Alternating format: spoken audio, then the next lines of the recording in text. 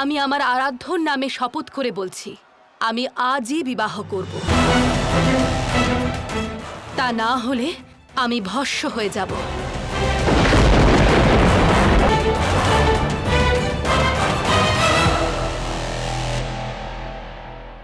আক্রমণ!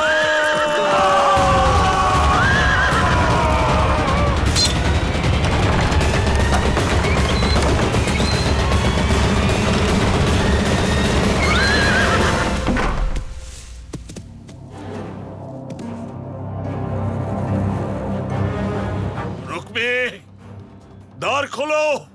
দ্বার খোলো রুক্মী! যখন ব্রহ্মাণ্ডের সব থেকে সুন্দরী রমণী তোমার স্ত্রী হতে চলেছে, তখন এই দ্বারের জন্য আমি আমার ভাগ্যের দ্বার বন্ধ করতে পারবো না। দ্বার আর খোলা যাবে না জরাসন্ধ। বিশ্বাসঘাতক রুক্মী!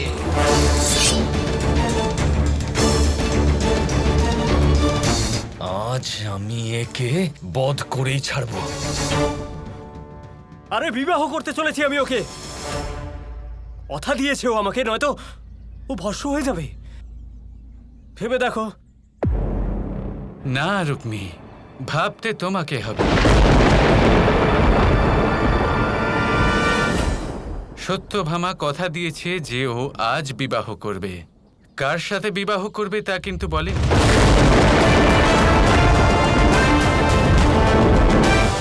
তুমি ছল করলে আমার সঙ্গে সত্যভামা। চল। ছল দেখে নিয়েছিস, এবার আমার বল দেখ। দাঁড়ান দাদা, আজ দোল উৎসব, কাউকে মারবেন না।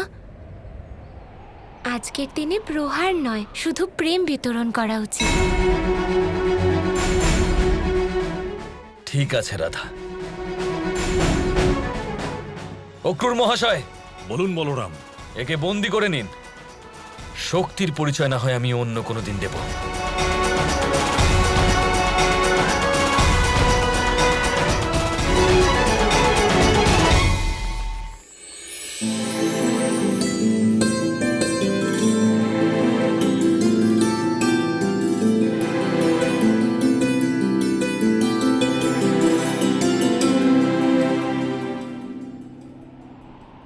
দ্বারকাধীশ, আপনার উপর দোষারোপ করে আমি ক্ষমার অযোগ্য অপরাধ করেছি, তার জন্য আমি ক্ষমা চাইছি। কিন্তু যদি আমার মেয়ের প্রতিশ্রুতি পূর্ণ না হয় তাহলেও ভস্ম হয়ে যাবে। আর আমার মনে হয় ওই জগৎ সংসারে আপনার থেকে বেশি যোগ্য বর ও আর কোথাও পাবে না। সাবধান! আপনার এত দুঃসাহস! আপনি জানেন না যে শ্রীকৃষ্ণ হলেন বিবাহিত? আমি এই বিয়ের প্রস্তাব স্বীকার করছি। আমি এই বিয়ের প্রস্তাব স্বীকার করছি। আমি এই বিয়ের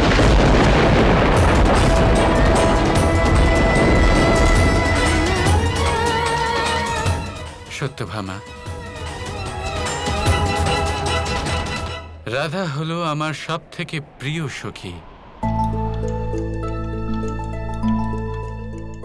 আর রুক্মিণী হলেন আমার স্ত্রী, আমার সখী।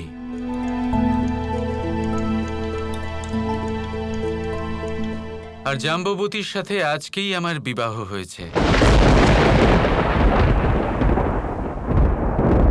আপনি আগে আরেকটা বিয়ে করে এসেছেন?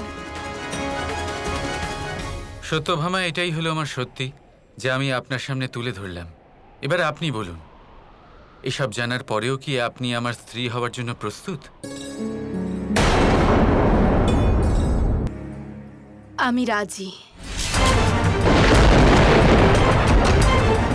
শ্রীকৃষ্ণের অস্তিত্ব হলো মহান, তাই জন্যই তো এই বিশাল ধর্ম সংকটের মধ্যেও এত বড় যুদ্ধ করেও আপনি এভাবে সুরক্ষিত ফিরে এলেন।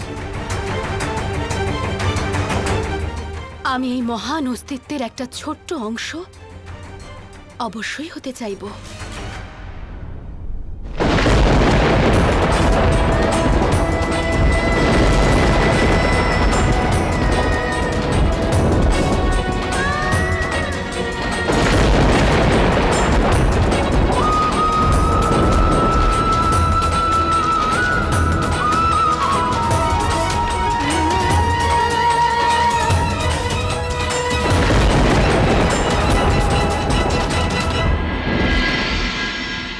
রুক্মিণী,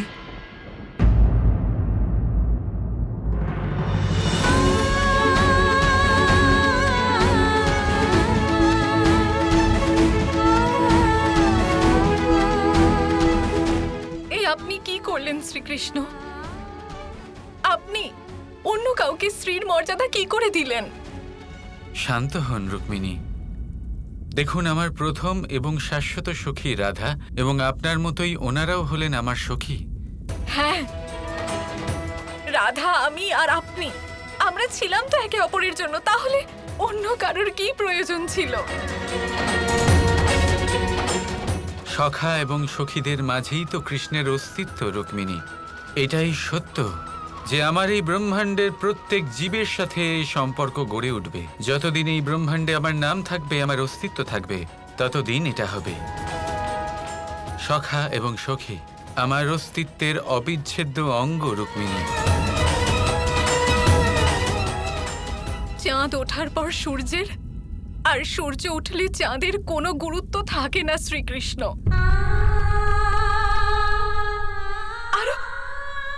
আরো একটা বিয়ে করার পর আমার আমার আমার কি গুরুত্ব থাকবে?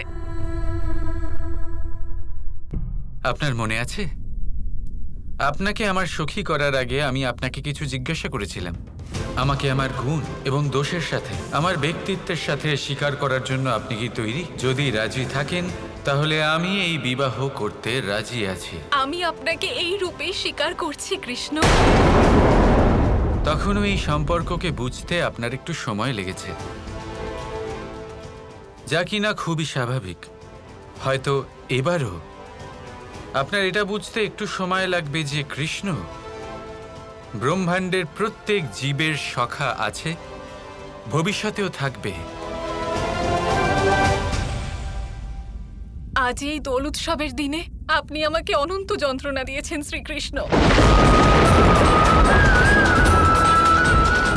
আমি সর্বদা এই ধারণায় ছিলাম যে শ্রীকৃষ্ণ কেবল আমার স্বামী, এমন একজন স্বামী যে শুধু আমারই। কিন্তু আজ আপনি আমার এই ভ্রান্ত ধারণা ভেঙে দিয়েছেন। ভেঙে দিয়েছেন।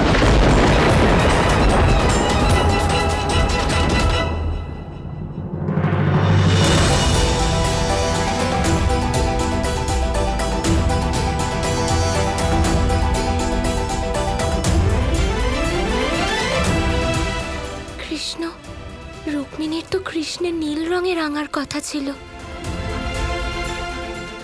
কিন্তু ও তো দুঃখের কালো রঙে ডুবে গেছে। এবার কি হবে? এবার সেটাই হবে যা হওয়া উচিত। আজ এই ধরিত্রী আর এই আকাশ নীল রঙে রেঙে উঠবে।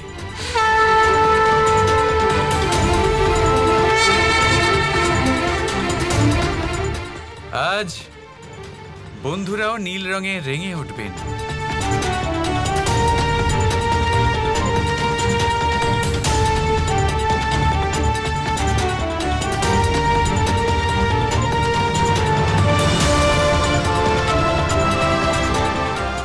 আর শুধু তাই নয়, আজ শত্রুদেরও নীল রঙে রাঙানো হবে।